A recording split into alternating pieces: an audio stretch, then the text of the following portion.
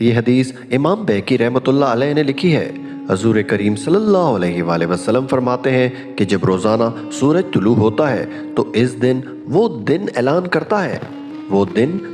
کرتا ہے کہ اگر کوئی کام کرنا ہے تو کر لو، میں آج آیا ہوں، آج کے بعد نہیں آؤں گا۔ آج کا کام آج کر لو، میں کل نہیں آؤں گا۔ جو دن آج آیا ہے یہ دن قیامت تک دوبارہ نہیں آئے گا۔ جس کی آج تلاوت رہ گئی، جس کا آج درود پاک رہ گیا، جس نے آج سجدے نہ کیے معاذ اللہ رہ گئے، جس نے آج خیر کرنی تھی آج کے دن وہ نہ کر سکا تو خیر رہ گئی۔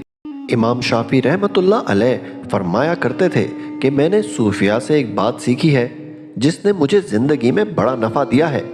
آپ فرمایا کرتے تھے کہ صوفیاء کہتے ہیں کہ وقت ایک تلوار ہے، یا تو تم اسے اپنے بس میں کر لو، اور اگر تم نے اس تلوار کو نہ تھاما تو یہ وقت ایک ایسی تلوار ہے کہ پھر یہ تمہیں کاٹ دے گی۔